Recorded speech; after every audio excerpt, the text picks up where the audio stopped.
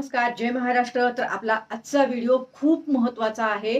जेवढ्याही माझ्या गृहिणी, माझ्या जेवढ्याही लाडक्या बहिणी आता गॅस वापरत असतील, म्हणजेच गॅस सिलेंडर वापरत असतील, या संदर्भामध्ये आता सध्या आपल्या गॅस कंपनीची, म्हणजे जे लोक आपले गॅस कंपनीकडून आपल्याला गॅस येतो ना, जसं भारत गॅस आहे, HP गॅस आहे, या सगळेच सांगते मी, सगळ्याच गॅस संदर्भात माहिती देणार आहे आता, की गॅस संदर्भात जे आहे ते कंपन्यांची आणि आणि आपल्या गॅस वितरकांची, म्हणजे प्रत्येक विभागावाईज, जिल्ह्यावाईज, तालुकावाईज जे काही आपले गॅस गॅस वितरक आहेत त्यांची सगळ्यांची बैठक झालेली आहे. आणि या बैठकीमध्ये खूप महत्त्वाचा निर्णय घेण्यात आलेला आहे.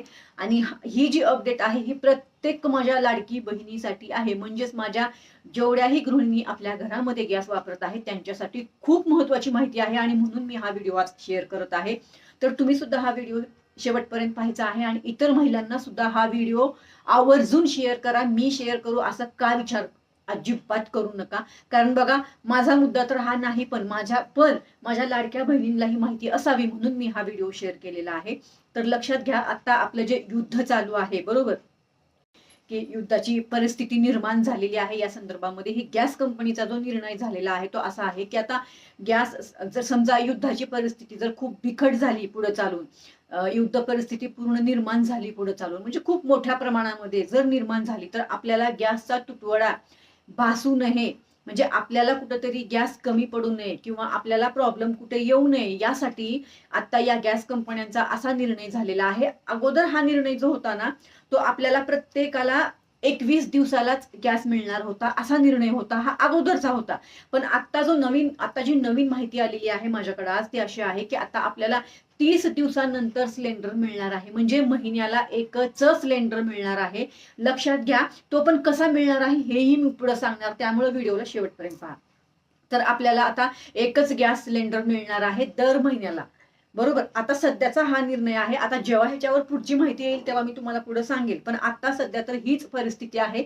युद्धाचा जो मुद्दा आहे त्याला धरून ही परिस्थिती निर्माण झाली आहे. त्याच्यामुळे ही जी आहे ती माहिती समोर आली की आता आपल्याला एकच गॅस सिलेंडर मिळणार आहे दर महिन्याला. त्यामुळे आपल्याला आवाहन करण्यात आलेलं आहे की गॅस जे आहे ते जपून वापरा. विनाकारण, तसा आपण जपूनच वापरतो, पण तरी सुद्धा थोडंसं अजून आपण याच्यामध्ये काळजी घेणं गरजेचं आहे, जेणेकरून आपल्याला त्रास होऊ नये म्हणून आपण स्वतः गॅस थोडासा कमी प्रमाणामध्ये वापरावा. आणि आता आपल्याला महिन्याला एकच गॅस मिळणार आहे. बघा, जिथं जे घरामध्ये, ज्या कुटुंबामध्ये कमी मेंबर आहे त्यांना ठीक आहे, पण ज्या कुटुंबात 4-5 मेंबर असतील किंवा 5-6 मेंबर असतील किंवा गॅस जास्त लागत असेल, जेही काही त्यांच्या अडचणी असतील, त्या पद्धतीने मी तुम्हाला सांगते की आता आपल्याला जो आहे तो गॅस जो आहे तो खूप कमी प्रमाणामध्ये आणि जपून वापरावा लागणार आहे. हा मुद्दा एक आहे.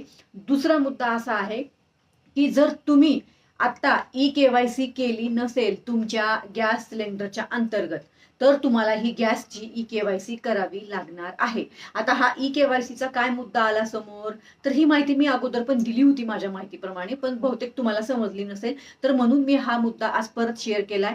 आता जेवढ्याही कुटुंबामध्ये गॅस सिलेंडर वापरलं जात असेल त्या प्रत्येक व्यक्तीला तुमच्या गॅस वितरकाकडे, म्हणजे तुमची गॅस एजन्सी कुठली आहे, तुम्हाला कुठला गॅस वितरक आहे तो गॅस आणून देतो घरी, तर त्या गॅसच्या शॉपमध्ये जायचं, म्हणजे त्या गॅस वितरकाकडे तुम्हाला जायचं आहे. आणि ज्या व्यक्तीच्या नावावर ते गॅस सिलेंडर असेल त्या व्यक्तीने तिथं जायचं आहे. तुमचं आधार कार्ड घेऊन जायचं आहे आणि तुमच्या गॅसचं जे पुस्तक असतं ना, आपलं पुस्तक, गॅसचं पुस्तक ज्याच्यावर आपली नोंद होते, ते पुस्तक घेऊन जायचं आहे आणि तुमचं आधार कार्ड घेऊन जायचं आहे.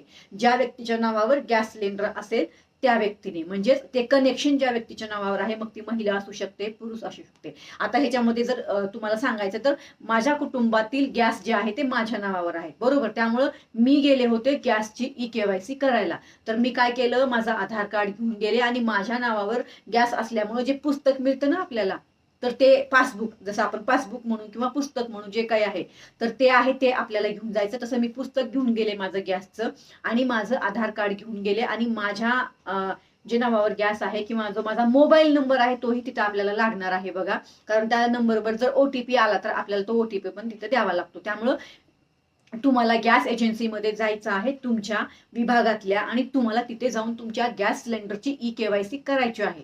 आणि जेव्हा तुम्ही ही ई-केवायसी करणार त्याच्यानंतरच तुम्हाला सिलेंडर मिळणार आहे. आता बऱ्याच माझ्या लाडक्या बहिणींची ही केवायसी न झाल्यामुळं सुद्धा त्यांना आता सध्या गॅस सिलेंडर मिळत नाही. तसं आदेशच आलेला आहे. जर तुमची ई-केवायसी झाली असेल तरच तुम्हाला वरून कंपनीकडून गॅस वितरकाकडे सिलेंडर येणार आहे. अन्यथा तुम्हाला हा सिलेंडर मिळणार नाही. ही सगळ्यात महत्त्वाची अपडेट आहे. आलं का लक्षात? आतापर्यंत हा व्हिडिओ कोणी शेअर केला नव्हता. पहिल्यांदा मी हा व्हिडिओ शेअर केला. आता आपली माहिती बघून सगळे लोक तुम्हाला माहिती देणार, याच्यात कुठेच शंका नाहीये मला.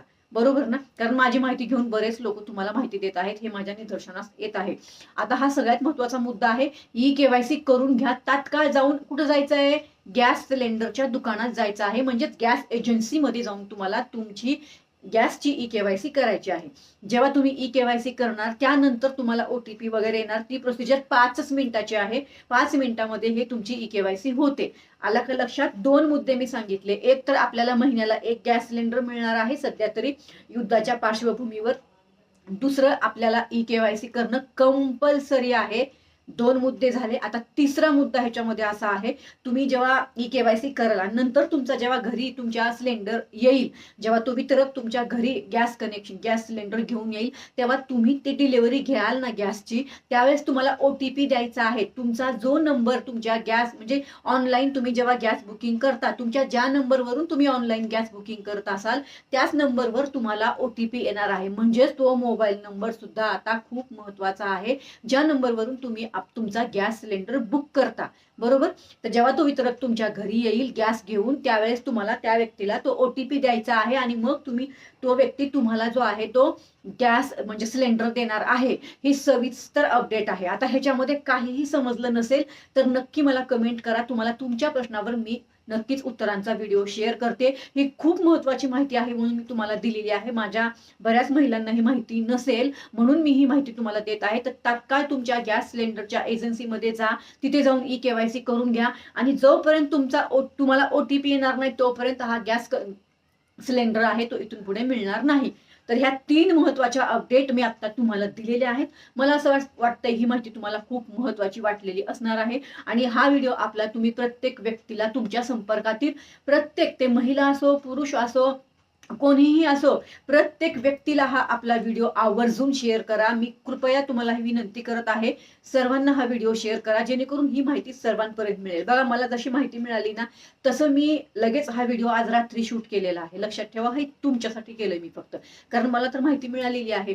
बरोबर? त्यामुळे तुम्हाला ही माहिती गरजेची होती की आता आपल्याला सध्या तरी महिन्याला 1च सिलेंडर मिळणार आहे. दुसरं म्हणजे तुम्ही जर केवायसी केली असेल तरच सिलेंडर मिळणार आहे. तिसरं म्हणजे तुम्हाला OTP आला तरच सिलेंडर मिळणार आहे. ह्या 3 महत्त्वाच्या अपडेट आहेत.